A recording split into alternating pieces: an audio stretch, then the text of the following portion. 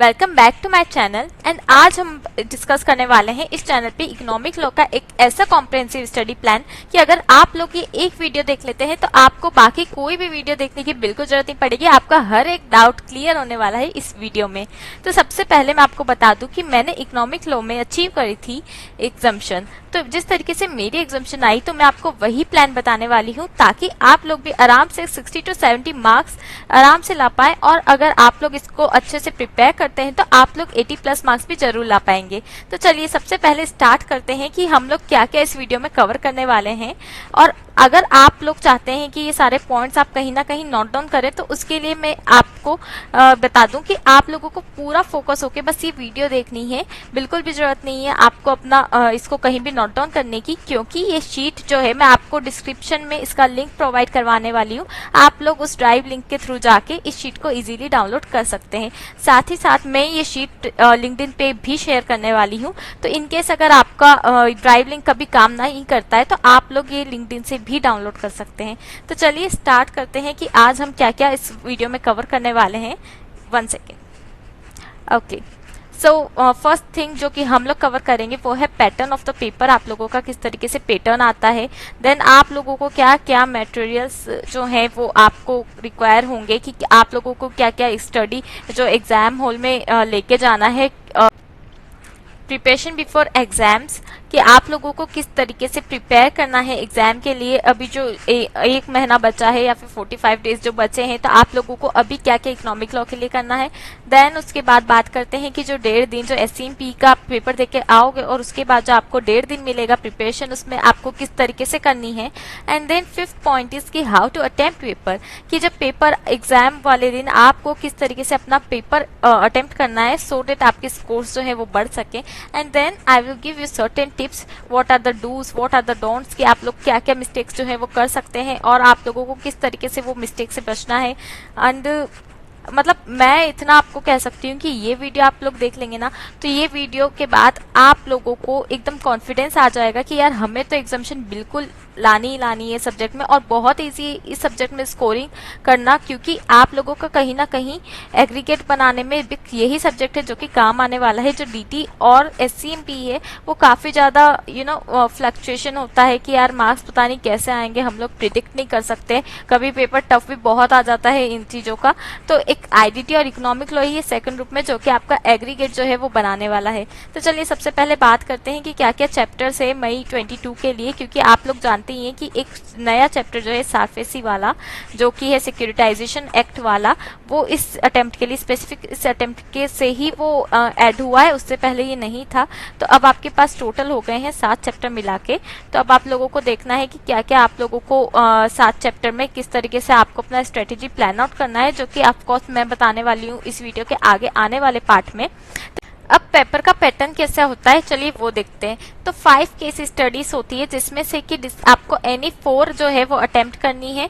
अब क्या होता है ना कि 5 केस स्टडीज का मतलब है ये नहीं है कि मतलब डिस्क्रिप्टिव की अलग से हुई, MCQ की अलग से हुई, क्योंकि बाकी जो सब्जेक्ट्स है जहाँ पे MCQ आते हैं तो उसमें क्या होता है MCQ के कुछ क्वेश्चंस अलग से होते हैं, लाइक 20 to 30 अप्रोक्स क्वेश्चंस जो है वो अलग से होते हैं। एंड देन डिस्क्रिप्टिव पार्ट होता है। बट यहाँ पे ऐसा कुछ नहीं है। यहाँ पे आपको जो केस स्टडीज है वो भी उसी में डिस्क्रिप्टिव पार्ट भी कवर है और उसी में आप लोगों का जो है MCQ पार्ट भी कवर है।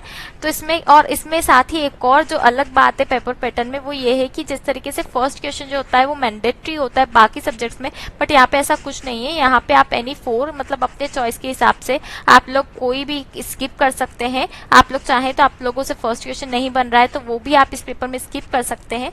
एंड उसके बाद आप बचे हुए एनी 4 कर सकते हैं, या फिर आपको जो भी आता हो तो आप मतलब इसमें फर्स्ट जो क्वेश्चन है वो इसमें मैंडेटरी नहीं होता है। अब बात करते हैं कि आप लोगों को अपने साथ साथ क्या क्या मटेरियल एग्जाम हॉल के लिए कैरी करके जाना है। ये भी ऐसा नहीं होता कि ओपन बुक है तो आप लोग अपने हिसाब से कितना भी मटेरियल कैरी करके चल जाओ, क्योंकि अगर आप लोग कुछ इंपॉर्टेंट चीज घर भूल जाते हो तो आप लोगों को कहीं ना कहीं ऐसा भी लगेगा कि यार ये वाला काश हम ले आते। और अगर आप लोग अपने साथ बहुत ज्यादा ले जाते हो तो आप लोगों को कंफ्यूजन होने वाला है कि अब इतना सारा है तो अगर ये पर्टिकुलर क्वेश्चन आया है तो हम लोग इसको इतने सारी बुक्स में कहाँ कहाँ ढूंढे। तो इसीलिए एक स्पेसिफिक लिस्ट में दे रही हूँ, आप लोगों को सिर्फ उतना ही कैरी करके जाना है। एंड इस लिस्ट में एक एडिशनल चीज भी है वो मैं आप लोगों को अभी बताती हूँ, क्योंकि मतलब मुझे वो ज्यादा इंपॉर्टेंट नहीं लगी, but for a safer side आप लोग रख सकते हैं। तो चलिए पहले देखते हैं कि क्या क्या इस लिस्ट के हिसाब से आप लोगों को मैंडेटरी ले जाना ही ले जाना। उसके बाद जो एक एक्स्ट्रा चीज़ है वो मैं आप लोगों को अभी बताती हूँ। तो चलिए फर्स्ट पॉइंट में देखिए, latest study mat. Latest study mat मतलब कि आप लोगों को क्या है ना, हर अटेम्प्ट में कहीं जब लेटेस्ट स्टडी मेट आता है, जैसे कि मई 22 के लिए, उसके बाद नवंबर 22 के लिए, तो आप लोगों को अपने अटेम्प्ट के लिए जो एप्लीकेबल लेटेस्ट स्टडी मेट है आप लोगों को वही ले जाना है। और अगर उसके बाद आप लोगों को क्या ले जाना है, सेकंड पॉइंट में इंडेक्स, कोई भी फैकल्टी का हो सकता है। हालांकि मैंने सानिध्य सराफ सर का इंडेक्स कैरी किया था अपने साथ, बट अभी उस अटेम्प्ट को आई थिंक 1 या 2 अटेम्प्ट हो चुके हैं बीच में। और अगर इस बीच में किसी और फैकल्टी का भी कोई अच्छा इंडेक्स आप लोगों को मिलता है, कहाँ मिलेगा, कहाँ सर्च करना है, टेलीग्राम पे। ठीक है, टेलीग्राम पे आप लोग सर्च कर सकते हैं।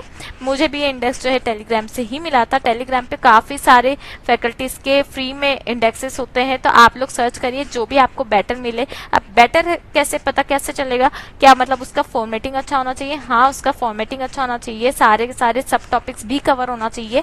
जैसे कि कोई भी एक हेडिंग है, उसके अंदर अगर 4 सब टॉपिक है, किसी के अंदर 3 ही कवर है, तो आप लोगों को वो नहीं लेके जाना है, बल्कि जहाँ पे पूरे चारों कवर हो ऐसा कोई लेके जाना है। और अगर आपको ऐसा कोई इंडेक्स नहीं मिलता है तो आप लोग अपने हाथों से भी थोड़ी बहुत मार्किंग कर सकते हैं, बट कोशिश की करिए कि जिस भी फैकल्टी का अच्छे से अच्छा कॉम्प्रिहेंसिव वे में थोड़ा डिटेल इंडेक्स हो, आप लोग वही लेके जाएं। और उसके बाद सिर्फ पेज नंबर हो तो चलेगा क्या? नहीं, दोनों चीज़ें होना चाहिए। Should cover section number as well as page number, क्योंकि मेरा जो इंडेक्स था उसमें सेक्शन नंबर भी था, तो मेरे लिए काफ़ी ईजी हो गया था। जैसे कुछ क्वेश्चन में आ जाता है कि एज पर सेक्शन नंबर 2, तो अब सेक्शन नंबर 2 अगर हमारे इंडेक्स में दिया गया होगा तो हमारे कितना ईजी हो जाएगा कि यार फटाफट सेक्शन 2 कहाँ है वो ढूंढो और फिर उसके हिसाब से उस पेज नंबर पे चले जाओ। क्योंकि कई बार क्या होता है ना, लॉ जैसे चीज़ों में कि सेक्शन नंबर से कोट किया होता है क्वेश्चंस में, और उसमें मतलब आप लोगों को हो सकता है कि वो हेडिंग ना दिखे और सेक्शन नंबर के हिसाब से आपको ढूंढना पड़े। तो इसलिए आपका जो इंडेक्स है उसमें ये चीज़ जरूर देखिएगा कि section number as well as page number दोनों चीज़ें होनी चाहिए।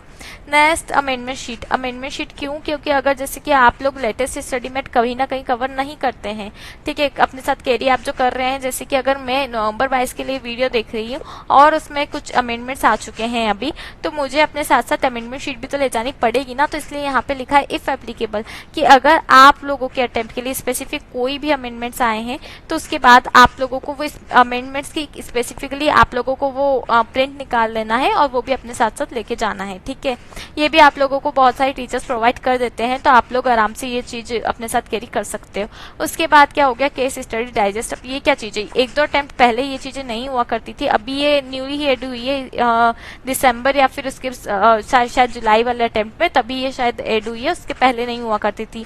तो उसमें क्या है, 54 केसेस जो है आईसीएआई ने ऐड करे हैं। Descriptive as well as MCQ question दोनों इसमें केसेस में कवर है। कैसे केसेस होते हैं ये, बिल्कुल जिस तरीके से एग्जाम में केसेस आते हैं तो उसी तरीके की यहाँ पे इनका भी फॉर्मेट होता है। तो इसमें आपको क्या करना है ना, इसमें आपको इनका इंडेक्स जो है चैप्टर वाइज केसेस जो अगर दिए गए हैं तो चैप्टर वाइज केसेस ले लो, या फिर अगर सीक्वेंस में ही दिए गए हैं तो उस तरीके का इंडेक्स। मतलब क्या होना चाहिए कि इसमें इंडेक्स में आप लोगों के पास पेज नंबर भी होना चाहिए, साथ ही साथ लिखा होना चाहिए कि यार कौन से चैप्टर से ये केसेस आए हैं, तो वो आप लोग उस तरीके का इंडेक्स ढूंढिएगा। उसके बाद यहाँ पे आप लोग देखिए आईसीएआई बुकलेट, मतलब कि क्या है ये, कि वही बुक मतलब जिसमें कि आईसीएआई की जो बुक है जिसमें कि 54 केसेस दे रखे हैं, तो वही बुक आपको अपने साथ लेके जानी है केस स्टडी डाइजेस्ट की। उसके बाद देखो 5th point, significant case laws summary सानिध्य सराफ। ठीक है, इसमें का मतलब क्या है कि जिस तरीके से यहाँ पे केस स्टडी डाइजेस्ट के अलावा कुछ कुछ सिग्निफिकेंट केस लॉस भी दिए गए हैं। कौन से केसेस, वो आप लोग आईसीएआई नॉलेज पोर्टल पे भी देख सकते हैं। तो वो जो केस लॉस है ना, मतलब कि कुछ केस लॉस है जिसका कि आपको स्पेशली बताया गया है कि यार ये वाला केस हुआ था, सुप्रीम कोर्ट में गया, हाई कोर्ट में गया, तो उस तरीके के केस लॉस दिए गए हैं। तो उसकी समरी वाली जो बुक है, मतलब कि सिग्निफिकेंट केस लॉस के आईसीएआई वाला मटेरियल भी ले जाना है, बट वो काफी लेंदी है, तो उसका समरी भी है। मैंने वो यूज किया था सानिध्य सराफ का, आप लोग देख सकते हैं अपने अकॉर्डिंग। आपको किसी और टीचर का मिल जाए और ज्यादा बेटर मिल जाए तो आप लोग वो ले जा सकते हैं, अदरवाइज आपको सानिध्य सराफ का तो लेके जाना है। ठीक है, उसके बाद हो गया 6 पॉइंट एडिशनल केस स्टडी। ये क्या है, फॉर अ सेफर साइड क्या है, 7 केस स्टडीज दिए गई है। हालांकि ये मैंडेटरी नहीं है ले जाना, क्योंकि जरूरी नहीं है कि यहाँ से आप लोगों को कोई भी क्वेश्चन आए या ना आए। ये हो सकता है कि आप लोग सिर्फ एज अ प्रैक्टिस पर्पस रख लो, मतलब कि अभी आप लोग इसका इसका प्रिंट आउट निकाल के या फिर सीधा का सीधा ऑनलाइन जाके भी आप लोग इसकी प्रैक्टिस कर सकते हैं। हालांकि ये मुझे ज़्यादा इम्पोर्टेंट नहीं लगती है, तो अगर आप लोग चाहें तो अपने साथ ले जाएं। अदरवाइज मैं ये कहूँगी कि आप लोग इसे नहीं भी ले जाएंगे तो भी ओके है, कोई बात नहीं। उसके बाद 7 MTP या फिर पास्ट ईयर जो पेपर है वो लेके जाना है क्या? बिल्कुल कोई भी जरूरत नहीं है, क्योंकि ज़्यादातर इसमें से आप लोगों को केस मतलब रिपीटेड बेसिस पे फंसते नहीं है, ठीक है।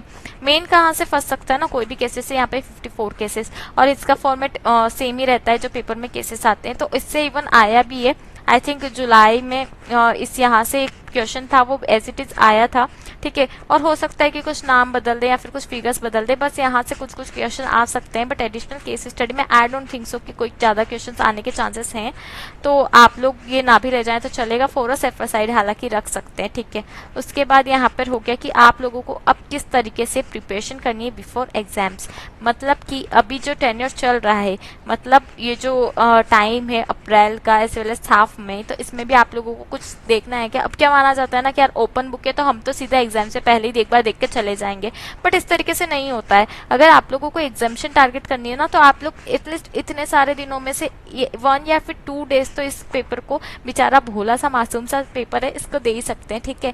तो प्रिपरेशन बिफोर एग्जाम्स क्या क्या करनी है, देखिए ज़्यादा आपको नहीं पढ़ना है। मैं ये नहीं कहूँगी कि पूरा 1 वीक इसके लिए अलॉट कर दो, इतना मैं नहीं बोल रही हूँ, बट हाँ 1 या 2 डेज का मैं आप लोगों को बता रही हूँ। वो आप लोग अभी जब भी वीडियो देखे तो उसके आने वाले 1 या 2 दिन अभी आप लोग इसको पेपर को दोगे तो आप लोगों को खुद ही एक कॉन्फिडेंस आ जाएगा कि वाह हमारी प्रिपरेशन इसमें कितनी अच्छी हो गई है। तो वो कॉन्फिडेंस लाने के लिए आप लोग, ताकि एकदम लास्ट जो 1.5 डेज है उसमें ऐसा नहीं लगना चाहिए कि हम लोग पहली बार बुक खोल रहे हैं, फिर क्या होता है कि हम लोग डर जाएंगे, ठीक है। तो वो कॉन्फिडेंस अभी से बिल्टअप करने के लिए आपको एक बार बुक खोल लेनी है अभी। तो किस तरीके से क्या क्या देखना है अभी वो मैं आप लोगों को बता देती हूँ। देखो सबसे पहले आप लोगों को स्टार्ट कहाँ से करना है, जो short videos available on YouTube होती है ना। अब आप यहाँ पे भी देखिए सानिध्य सराफ, हालांकि ये कोई स्पॉन्सर्ड वीडियो नहीं है सर के लिए, बट क्योंकि क्या है कि मेरा ये मानना है कि अगर आप किसी का पर्टिकुलरली एक मटेरियल रेफर कर रहे हो, तो वीडियोस भी अगर उसी टीचर की होती है तो कहीं ना कहीं समझने में आसानी रहती है। इसलिए मैंने क्या किया था अपने टाइम पे, मैंने सानिध्य सराफ की ही वीडियोस देखी थी और मैंने उन्हीं का मटेरियल अपने साथ एग्जाम हॉल में ले गई थी, ठीक है। तो आप लोग भी उनकी वीडियोस अवेलेबल है, आई डोंट नो कि लेटेस्ट वीडियोस जो है वो अवेलेबल है या नहीं है, बट मेरे टाइम की उस पर वीडियोस अवेलेबल है। उसमें सबसे पहले मुझे बेस्ट बात क्या लगी कि कोई भी चैप्टर है तो सर ने वो बहुत ही कम time, like half an hour में छोटे चैप्टर्स, जो कि मैंने आपको ऊपर लिस्ट में बताए थे कि पामला हो गया या फिर साफेसी हो गया, कुछ ना कुछ छोटे चैप्टर्स है, और साथ ही साथ फेमा कॉम्पिटिशन, ये थोड़े से बड़े चैप्टर है।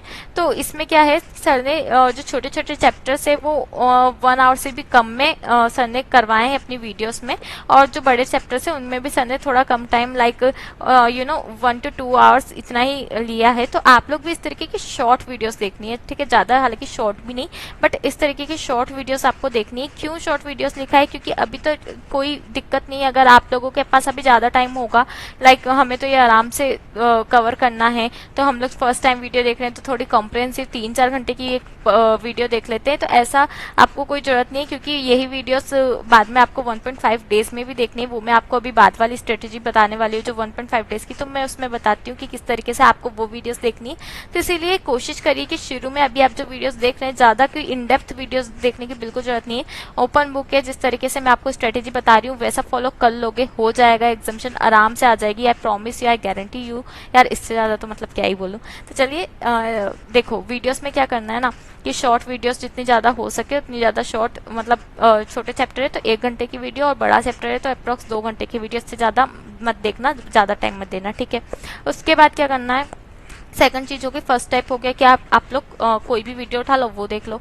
अब बेसिक आइडिया मिल गया वीडियो देख के कि इस चैप्टर में फलाना ठिकाना चीजें कवर करी गई है, बेसिक आइडिया हमने ले लिया वीडियो से। उसके बाद अब क्या करें, सेकंड चीज जो होगी इंडेक्स खोलो, इंडेक्स और बुक को साथ साथ खोलो, और उसके बाद देखो कि क्या टॉपिक है वो हमारे इंडेक्स में है कि नहीं, उन दोनों टॉपिक्स को मैच करो, ठीक है। और अगर कोई भी ऐसा एक्स्ट्रा पॉइंट लगता है, कोई भी ऐसा एक्स्ट्रा टॉपिक लगता है जो कि आपको लगता है कि ये चीज बुक में तो है लेकिन हमारे इंडेक्स में नहीं है, तो उसको हाथों हाथ अपने इंडेक्स में नोट करो। क्योंकि क्या है कि अगर कुछ भी बाहर का आ गया जो कि आपके इंडेक्स में नहीं रहा, तो उसके बाद आप लोग उसे फिर पूरा उसमें ढूंढते रह जाओगे, टाइम वेस्ट भी बहुत होने वाला है, साथ ही साथ कहीं ना कहीं प्रेशर आ जाएगा कि यार मिल नहीं रहा है। तो इसीलिए वो चीज ना हो उस टाइम पे एग्जाम हॉल में, इसलिए आज ही अपने इंडेक्स को एकदम कॉम्प्रिहेंसिव वे में रेडी कर लो। क्योंकि क्या है, बहुत हेल्प तो आपकी हो ही गई है कि आप लोगों ने एक किसी और का बनाया हुआ इंडेक्स जो है उसको प्रिंट निकाल लिया। अब इतना तो कर ही सकते हो कि उसमें कहीं ना कहीं एडिशनल पॉइंट ढूंढ के अभी के अभी ऐड कर लो, क्योंकि आता है। मैंने काफी लोगों से सुना है, भले वो कोई सा भी इलेक्टिव हो गया, लाइक इकोनॉमिक लॉ हो गया या फिर आरएम हो गया, कुछ भी हो गया, तो कहीं ना कहीं ऐसी छोटी छोटी चीजें वो क्या है पैराग्राफ में से डाल देते हैं, जो कि मतलब आप एकदम क्या होता है इंडेक्स जो है वो टॉपिक वाइज बने हुए हैं, ठीक है। अब उसमें क्या है कि अगर पैराग्राफ में से कोई भी एक आध लाइन जो कि इंपॉर्टेंट हुई, लाइक कोई भी पेनल्टी हो गई, वो आप मतलब उसने दे दी, तो आप लोगों को एकदम ऊपर से देख के तो नहीं मिलेगी ना। तो ऐसी कोई भी चीज आपको लगती है जो कि आने लायक है, कोई पेनल्टी हो गया या फिर कुछ इस सेक्शन में कुछ इंपॉर्टेंट बात कही गई है, तो वो आप अपने इंडेक्स में प्लीज अपडेट कर लो। Now third point, mark chapter wise cases in case study digest. Case study digest में क्या दिया गया है कि आईसीए की जो केस स्टडी डाइजेस्ट है पूरा सीक्वेंस में 54 केसेस दिए गए हैं, तो उसके आगे आप लोग लिख लो कि कौन से चैप्टर का। जरूरी नहीं है कि एक ही चैप्टर का हो, can be more than one chapter, ठीक है। एक चैप्टर से ज्यादा भी हो सकता है, लाइक कोई ऐसा केस दे दिया जिसमें कि रेरा भी एप्लीकेबल है, फेमा भी एप्लीकेबल है, ऐसा भी हो सकता है, ठीक है। तो ऐसा है तो उसमें क्या लिख लो, रेरा प्लस फेमा। तो मतलब जिस भी तरीके से कोई ऐसा हो गया जिसमें कि प्रिवेंशन ऑफ मनी लॉन्ड्रिंग भी दे रखा है, मतलब कि पमला, और उसके बाद उसमें साथ ही साथ सार्फेसी दे दिया, तो ऐसा भी कोई है तो उसमें भी लिख लो। मतलब जो भी है ना, तो उसमें चैप्टर वाइज आप मार्किंग कर लो ढूंढने में, ताकि लास्ट में बहुत ही ईजी रहे। अब बात करते हैं फोर्थ पॉइंट की, read all chapter specially headings to memorise order of topics. अब आपको क्या करना है ना कि आप लोगों ने मार्किंग कर ली है, ठीक है, आप लोगों ने वीडियोस देख लिए, तो आपको पता चल गया है कि इसमें ये टॉपिक्स है। अब आपको फिर भी एक बार और रीडिंग लगानी है, अंदर का कंटेंट पढ़ने की जरूरत नहीं है, स्पेशली आप सिर्फ हेडिंग्स पढ़ लीजिए, अंदर का कंटेंट तो क्योंकि आपको वीडियो से भी आइडिया मिल गया है, और आपको मेमोराइज अंदर का कंटेंट नहीं करना है, क्योंकि वो तो आपको हेडिंग्स पता होगी ना। तो आप लोग वो मतलब आप लोग उसके बाद क्या करना है, इंडेक्स खोल के उस पेज नंबर पे जाना है और वहां से वो चीजें कॉपी पेस्ट कर लेनी है अपने पेपर में। बट आप लोगों को हेडिंग्स क्यों मेमोराइज करनी है, ऑर्डर ऑफ टॉपिक्स देखने के लिए, कि मतलब कि जिस तरीके से अगर अपील सेक्शन हो गया तो अपील में इस सीक्वेंस में चीजें होती है, ठीक है। मतलब अगर पनिशमेंट होती है तो उसके लिए सबसे पहले ये चीजें होती है। तो आप लोगों को मतलब कोई भी हेडिंग है तो उसको आप समझना पड़ेगा कि अगर जैसे फॉर एग्जाम्पल सीजर हो रहा है, ठीक है, कोई भी चीज का सीजर हो रहा है, तो उसके मतलब वो किस सीक्वेंस में होता है, किससे परमिशन लेनी पड़ती है, सब ये सब चीजें आप लोगों को एक टॉपिक का ऑर्डर जो है वो आप लोगों को देखना पड़ेगा, और वो आपको कहीं ना कहीं सब याद कर लेना पड़ेगा, ताकि आपके लिए इंडेक्स में वो चीज ढूंढना इजी हो जाए। नाउ फिफ्थ टॉपिक, ठीक है, can allocate 1 or 2 days to solve some past year paper. ये क्यों, ताकि आप लोगों को अगर आप पास्ट ईयर पेपर सॉल्व कर लेंगे तो आप लोगों को आइडिया हो जाएगा कि किस तरीके का पेपर आता है, ताकि आप एग्जाम हॉल में जाएं तो आप लोग एकदम से डर ना जाएं कि ये क्या पेपर आ गया। तो अभी अगर आपके फर्स्ट अटेम्प्ट है तो आपको ये फिफ्थ स्टेप भी करनी है, और अगर आप लोग इससे पहले पेपर दे चुके हैं तो आप लोगों को आइडिया तो होगा ही सही, तो फिर आप लोग ये कहीं ना कहीं स्टेप भी कर सकते हो, fifth step. But I will recommend कि यार प्रैक्टिस जितनी ज्यादा करोगे अच्छा होगा। बट क्या होता है कि लोग ना सोचते हैं कि इस सब्जेक्ट को क्या टाइम देना, इसकी जगह दूसरे सब्जेक्ट पढ़ते हैं, ये तो ओपन बुक है तो कर लेंगे। तो अगर ऐसी थोड़ी सी थिंकिंग है तो थोड़ी सी चेंज करो यार, बहुत अच्छे मार्क्स आने वाले हैं। सोचो 80+ मार्क्स के लिए आप 1 या 2 दिन देना कोई बहुत बड़ी बात नहीं है, इतना तो कर ही सकते हो। पास्ट ईयर पेपर या फिर हो गया केस स्टडी डाइजेस्ट, जो हमारी आईसीए की बुकलेट है, वहां से केसेस करो, क्योंकि उसमें से भी जैसा मैंने आपको पहले भी बताया है कि एक केस उसमें से आराम से फंस सकता है, ठीक है। क्यों करके जाना है, स्पीड और टाइम को चेक करने के लिए कि हमारी जो स्पीड है वो किस तरीके से है, क्योंकि दिखने में वो भले लगता है कि एनी 4 क्वेश्चंस आपको अटेम्प्ट करने, बट वो 4 क्वेश्चंस इतने लेंदी होते हैं कि कहीं बार छूट जाता है, ठीक है। Paper is usually sometimes lengthy sometimes, तो कहीं ना कहीं वो इतना ज़्यादा लेंदी दे देते हैं ना, मतलब इजी तो बहुत रहता है, देखो इलेक्टिव जो पेपर है इजी रहता है, अब उसको थोड़ा सा टफ बनाने के लिए क्या करते हैं, लेंथ जो है उसकी बढ़ा देते हैं। तो अब आपको इसलिए पहले से सॉल्व करके जाओगे तो पता चलेगा कि हमारा स्पीड कैसा जा रहा है, हमारा से टाइम मैनेज हो रहा है कि नहीं हो रहा, तो वो जो चीज़ है आप लोग उस पर वर्क कर पाओगे अभी से। इसलिए अगर आप लोग क्या होगा ना, नहीं करके जाओगे, एक आधा भी केस सॉल्व नहीं करोगे, तो क्या होगा कि फिर उसके बाद आप लोगों को बाद में टाइम कम पड़ जाएगा, दिक्कत आ जाएगी। तो इसलिए केसेस लो केस स्टडी डाइजेस्ट में से, और ज़्यादा नहीं 4-5 क्वेश्चन सॉल्व कर लो, आप लोगों का स्पीड और टाइम आप चेक कर पाओगे, ठीक है। उसके बाद चलिए नेक्स्ट टॉपिक पे आते हैं।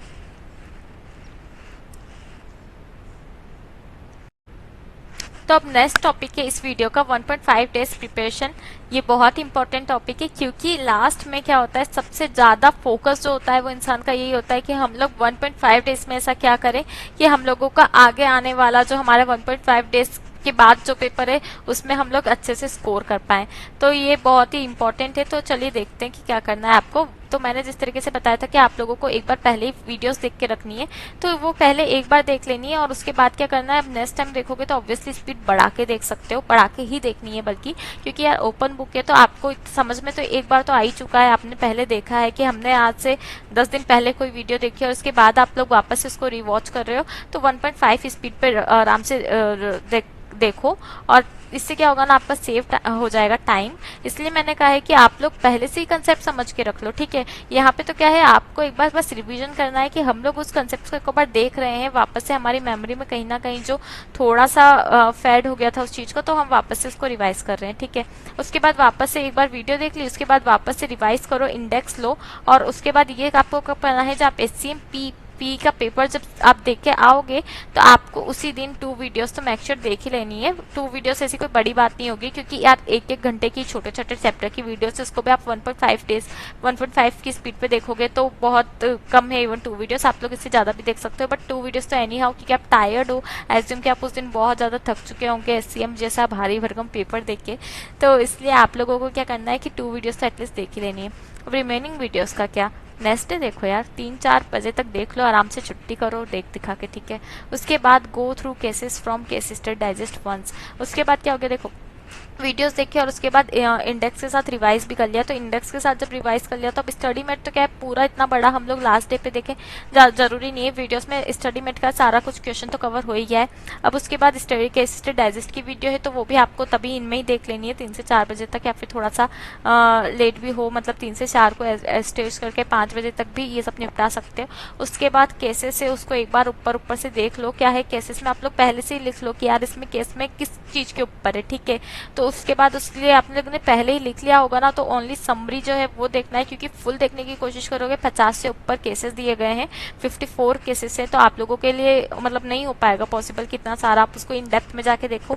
यही चीज़ें तो ना करनी, और भी करना है ना। आगे क्या करना है, सिग्निफिकेंट केस लॉस जो है, ठीक है, इसमें की स्पेशली की टेक अवेज जो है, जिस तरीके की एक सानिध्य सराफ की जो बुक थी मेरे पास, तो उसमें क्या हुआ था, सर ने बता रखा था कि ये जो इसमें ये स्पेशली की टेक अवे है, मतलब कि सुप्रीम कोर्ट ने जो फैसला दिया है, हाई कोर्ट ने जो फैसला दिया है किसी भी केस से रिलेटेड, वो हो गया हमारा की टेक अवेज की ऐसा होना चाहिए, पर्टिकुलर केस होता है तो ऐसा नहीं होना चाहिए, तो वो चीज़ें इसमें दी गई है। तो आप लोगों को लास्ट जो टाइम है, मतलब पेपर से एक दिन पहले आप लोग ये सब देख के जा रहे हो ना, तो उसमें आपको पूरा तो कुछ भी नहीं पढ़ना है। इसीलिए मैंने कहा कि आप लोग इस पर मेहनत करिए, ज़्यादा नहीं, 3-4 दिन देके आप लोग इसको पहले ही पढ़ के रखिए, ताकि जो 1.5 डेज में होगा उसमें आपको यहाँ पे भी देखो समरी देखनी है, यहाँ पे भी आपको की टेकअवेज देखने, बस मतलब क्वेश्चन पढ़ो कि हाँ ये केस में क्या बात करी गई, और उसके बाद उसका अंदर का कंटेंट नहीं पढ़ो, सीधा सीधा या तो समरी देखो या फिर इसका जो पॉइंट है कि क्या फैसला दिया गया है, क्या डिसीजन था कोर्ट का, तो वो डिसीजन पढ़ो, ठीक है। उसके बाद अब इतना पढ़ के फिर चलिए आराम से स्लिप लीजिए। 5th पॉइंट, नेक्स्ट डे आपको क्या क्या करना है, तो उसमें अब आपको इंडेक्स देख के जाना है, क्योंकि देखो मेन क्या होगा ना, एग्जाम में कोई भी क्वेश्चन आए तो सबसे पहले आपका कुछ खुलना चाहिए, तो वो इंडेक्स, बुक तो बाद में खुलेगी, इंडेक्स में जो चैप्टर होगा उस पर जो पेज नंबर होगा उसके हिसाब से आप बुक खोलोगे ना, तो इंडेक्स को आप बार बार देखिए, जितनी बार देख सके देखिए, क्योंकि आपको पता होना चाहिए कि किस सिक्वेंस में, क्योंकि इंडेक्स तो दे दिया है, अब सिक्वेंस ही ढूंढते रह जाओगे, उसमें कोई भी क्वेश्चन आ गया, फॉर एग्जाम्पल अगर फेमा की पनिशमेंट आ गई, नहीं पता होगी तो फेमा इतना बड़ा है तो कहाँ ढूंढोगे उसे, इसलिए इंडेक्स में आप लोग टॉपिक्स अच्छे से देखो कि कौन सी चीज़ कहाँ पे लोकेट करी गई है, ठीक है। उसके बाद टाइम मिलता है तो उसके बाद आप समरीज भी देख सकते हैं, समरी किसकी, ये जो केसेस वगैरह है उसकी समरी एक और बार देख लो, ताकि आपको पता चले कि कौन सा केस अगर आया है तो अच्छा ये जो केस है ये तो हमारी बुक में भी दिया गया है, समरी पता होगी तो आप लोग आराम से ये चीज़ पता लगा पाओगे, वरना 54 केसेस से इतना टाइम नहीं होता है कि हम लोग उसमें भी फिर ढूंढने बैठे कि यार इतने सारे केसेस में एक एक केस देखो। तो इंडेक्स देख लेना स्टडी मेट वाला, और फिर समरी भी देख लेनी है अगर टाइम बचे तो। उसके बाद क्या है, क्वेश्चन सॉल्व, कौन सा क्वेश्चन सॉल्व करोगे अब लास्ट दिन, देखो अगर उसके बाद आपके पास टाइम बचता है, ठीक है, तो ही आपको करना है कोई भी एक आधा क्वेश्चन सॉल्व, और उसके बाद अगर नहीं बचता है, इसमें नो नीड क्यों लिखा है कि जरूरी नहीं है, हालांकि कुछ लोग होते हैं कि हमारा तो पूरा हमारा सारा कुछ हो गया है, इंडेक्स वगैरह सब कुछ पढ़ लिया, अब क्या करें, तो ये अब क्या करें वाले लोगों के लिए ही बताया गया है। अगर अब तक क्वेश्चन देखा है तो ही उसे देखो, क्योंकि अगर अब तक नहीं देखा हुआ होगा और एग्जाम के दिन सपोज आप कोई भी क्वेश्चन देखोगे और नहीं बनेगा, देखोगे तो काफी नर्वस हो जाओगे, इसलिए अगर अब तक देखा हुआ है ना कोई क्वेश्चन तो ही आप देखो, नहीं देखा है तो कोई जरूरत नहीं है, नो नीड, आप अब देखो भी मत, क्योंकि अब तक नहीं देखा है यार तो फिर अब देख के क्या ही कर लोगे। इसलिए कोई जरूरत नहीं फालतू नर्वस बाजी की, जितना ये यहाँ तक पढ़ा है ये भी काफ़ी सफिशिएंट है। बट इसीलिए मैंने रिकमेंड किया था जब प्रिपरेशन मतलब बिफोर वाली जो टॉपिक था हमारा उसमें मैंने रिकमेंड किया था कि कुछ क्वेश्चन जो है वो देख लो, ठीक है। टाइम बचता है तो देखो, वरना 6 पॉइंट इतना इंपॉर्टेंट कुछ है नहीं उसमें, ठीक है। उसके बाद अब सबसे ज़्यादा इंपॉर्टेंट चीज़ क्या है, हाउ टू अटेम्प्ट पेपर। सबसे पहले ऑल एमसीक्यूज, जो भी मतलब कि देखो एमसीक्यू अलग से होंगे नहीं, मैंने आपको बताया ये, ठीक है। एमसीक्यू अलग होंगे नहीं तो ऑल एमसीक्यू क्यों लिखा है, क्योंकि अलग अलग मतलब कि हर केस स्टडी में जो जो क्वेश्चन है एमसीक्यू है तो आप लोगों को वो सीक्वेंस में करना है। कैसे करना है, मतलब ऐसा नहीं कि कोई भी केस स्टडी हो उसका एमसीक्यू पार्ट भी तभी करो, डिस्क्रिप्टिव पार्ट भी तभी करो, बहुत टाइम लग जाएगा। कुछ फिर हो सकता है कि लास्ट में क्या होगा, पैनिकबाजी में आपकी जो लास्ट में कोई भी केस स्टडी है वो छूटने के चांसेस बढ़ जाएंगे। टाइम कवर करने के कैसे करना है, देखो 40 मार्क्स का एमसीक्यू आएंगे, 60 पार्ट का डिस्क्रिप्टिव आएगा, ठीक है। तो आप लोगों को क्या कोशिश करनी है कि 1 आवर, ठीक है, स्टार्टिंग का जो 1 आवर है ना, 4 घंटे का पेपर होता है ये, बाकी का होता है 3 घंटे का, यहाँ पे होता है 4 घंटे का। तो उसमें से 1 आवर जो है सिर्फ एमसीक्यू करो। 1 घंटे में क्या हम सारे 40 नंबर के एमसीक्यू कर पाएंगे क्या, मतलब मुश्किल है, बट हाँ ट्राई तो कर सकते हो। कैसे करना है देखो बताती हूँ कैसे करना है।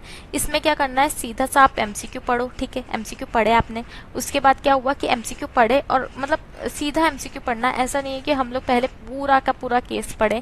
क्योंकि मैंने क्या नोटिस किया है कि जो 40 होते हैं ना, 40 मार्क्स में से मतलब मैंने 28 मार्क्स के एमसीक्यू बिना इवन केसेस पढ़े भी पढ़ लिए। क्योंकि क्या दे रखा था, अब जैसे सपोज कि क्या दे रखा है कि रेरा दे रखा है, रेरा के ऊपर केस है और उसमें दे रखा है कि punishment in RERA act they रखा है, ठीक है। अब उसके बाद अगर इस पे एमसीक्यू है, पनिशमेंट के अंदर 4 ऑप्शन दे रखे हैं, तो उसके बाद मैं क्यों मतलब पूरा का पूरा केस पढ़ूं। सीधा सा यार क्वेश्चन पूछ रहा है, मैंने पनिशमेंट का लिए इंडेक्स पे देखा कि कौन से पेज पे जाके और उसके बाद जो भी सही ऑप्शन था ABCD में से वो मार्क कर लिया। तो अब देखो ना कितना मतलब मुझे नहीं देखना पड़ा कि पूरा केस क्या है, मुझे क्या देखना पड़ा कि अच्छा पनिशमेंट पूछ रहा है ना वो रेरा के अंदर, तो चलो इंडेक्स खोलो और सबसे पहले देख लो। तो इस तरीके से कुछ डायरेक्ट एमसीक्यूज भी आपको मिल सकते हैं। आई डोंट नो कि आपके अटेम्प्ट में डायरेक्ट कितने आएंगे, डायरेक्ट कितने आएंगे, बट पहले सबसे पहले डायरेक्ट एमसीक्यू है वो फिगर आउट करो और टारगेट करो कि जो 30 मार्क्स के लिए आप शॉर्ट की मतलब यार मतलब मैं क्या है 28 मार्क्स जो कि मैंने बताया था आपको डायरेक्टली आए थे, तो मैं मतलब कहीं ना कहीं सेटिस्फाइड थी कि यार मेरे 40 नंबर में से 28 मार्क्स जो कि अप्रोक्सीमेटली 30 के अप्रोक्सी हुए 28, तो उतना मेरा मतलब सोचो कि मैं उसके लिए श्योर थी कि यार ये वाला एमसीक्यू मेरे बिल्कुल सही है। क्योंकि इसमें आप श्योर हो सकते हो, इसमें यार आपको दिख रहा है कि सीधा का सीधा कि हमारी बुक से ही ये कॉपी पेस्ट ही तो हुआ है। अब जैसे फॉर एग्जाम्पल 50,000 रुपीज कहीं की पनिशमेंट लिखी है तो दिख रहा है कि 50,000 तो सही है, ठीक है। शॉर्ट हो जाओ, उसके बाद टारगेट करो कि 30 मार्क्स जो है 40 मार्क्स से एमसीक्यू में से लाना है, वो भी 1 आवर में इतना मुझे कवर करना है। उसके बाद आप लोग क्या करो, बचे हुए 3 आवर्स में अपना जो डिस्क्रिप्टिव पार्ट है वो आप टारगेट करो। अब 1 आवर से थोड़ा बहुत ऊपर नीचे जाए तो चल सकता है, बट ऐसा नहीं कि 1 आवर की जगह इवन 1.5 घंटा भी नहीं होना चाहिए, ठीक है, नहीं होना चाहिए। 1 आवर में जितना कर पाओ, 1 सवा 1 घंटे में जितना कर पाओ चलेगा। उसके बाद एमसीक्यू छोड़ के डिस्क्रिप्टिव पार्ट पे आ जाओ। एमसीक्यू जैसे कि मैंने बोला सबसे पहले डायरेक्ट एमसीक्यू, जो डायरेक्ट एमसीक्यू है वो टारगेट करो। एक बार पूरा एमसीक्यू से गो थ्रू करो, देखो कि क्या क्या डायरेक्ट जो कि मुझे बिना केस स्टडी पढ़े भी बन पड़ रहा है, सबसे पहले वो मार्किंग करो। उसके बाद वापस से एमसीक्यू पढ़ो, फिर उसके बाद एमसीक्यू पढ़ो case study wise. Case study पढ़ रहे हो तो उससे क्या होगा, फिर उसके बाद जो उसके एमसीक्यू वो आप लोग उठाओ। उसके बाद आप लोग फिर एक बार जैसे कि एमसीक्यू लिए केस स्टडी ऊपर से पढ़ चुके हो, फिर डिस्क्रिप्टिव के लिए अच्छे से पढ़ो और अच्छे से फिर उसके बाद डिस्क्रिप्टिव पार्ट है वो स्टार्ट करो। ये वीडियो आई नो थोड़ी सी लंबी होती जा रही है, इवन इतनी लंबी वीडियो आज दिन तक अभी तक मैंने अपने चैनल पे नहीं डाली है। आप लोग इवन देख सकते हैं स्टडी प्लान्स वगैरह की जो वीडियो है, छोटी छोटी वीडियोस है वो, ठीक है। तो उसका भी इवन जो स्टडी प्लान है बहुत इंपॉर्टेंट मैंने डिस्कस कर रहे हैं वो चीज़ें। आप लोगों ने अभी तक नहीं देखा है, सेकंड ग्रुप दे रहे हो, इकोनॉमिक लॉ देख रहे हो, बाकी चीज़ों का देखना है कि कैसे क्या रिसोर्सेज है, वो आपका मैं जो लिंक है वो डिस्क्रिप्शन बॉक्स में वो भी ऐड कर दूंगी। आप लोग जाके वो वीडियोज़ भी चेकआउट करिए, छोटी छोटी वीडियोज़ है। एंड ये वाली वीडियो लंबी क्यों हो रही है, क्योंकि इसमें मैंने आप लोगों को पूरा प्लान दिया गया है, बहुत मेहनत से बनाई है ये वीडियो मैंने। आप लोगों को भी सुनने में शायद कहीं ना कहीं थोड़ी सी बोरिंग लगे, हो सकता है, बट देखो ये सब चीजें जब आप इम्प्लीमेंट करोगे ना उसके बाद आप इसका रिजल्ट देख रहे हैं। आपकी मतलब एग्जाम्शन आने ही आने वाली है और उसके बाद अब देखते हैं कि क्या क्या टिप्स होने वाली है, जो कि आपको क्या क्या करना चाहिए, किस तरीके का आपका फॉर्मेट होना चाहिए आंसर का। तो सबसे पहले फॉर्मेट क्या होगा, सबसे पहले लॉ का ये वाला है, भले इकोनॉमिक लॉ हो या फिर जब आपका फर्स्ट ग्रुप का चैप्टर जो पेपर 4 है वो वाला लॉ हो, तो उसमें क्या रहता है कि इस फॉर्मेट सब में सेम रखना है। सबसे पहले ए पॉइंट क्या रखना है आपको, प्रोविजन सबसे पहले डिस्कस करिए एज पर सेक्शन नंबर, जैसे for example 3 of IBC code फलाना ठिकाना, ठीक है। तो वो इस तरीके से आपको फ्रेम करना है। उसके बाद यहाँ पर कैसे करेंगे, as per section 3 of IBC code, as per section X of this one FEMA act. तो इस तरीके से आपको फिर क्या वो सेक्शन बोल रहा है वो सेक्शन आपको कॉपी पेस्ट करना है, बट पूरा का पूरा नहीं करना है, रेलिवेंट पार्ट ही करना है। बच्चे आ जाते हैं जोश जोश में, क्या ओपन बुक है तो लिखो धड़ाधड़। उसके बाद क्या होता है, लेंदी पेपर आता है तो फिर छूट जाता है, ठीक है। तो जितना रेलिवेंट पार्ट है उसी को आपको यहाँ पे कॉपी पेस्ट करना है। केस, जो केस डिस्कस्ड है इन दिस गिवन केस करके, और फिर उसके बाद लिखो कि केस में मतलब जो क्वेश्चन पेपर में आपका केस आया है बहुत लंबा, अच्छा खासा लंबा चौड़ा केस आएगा।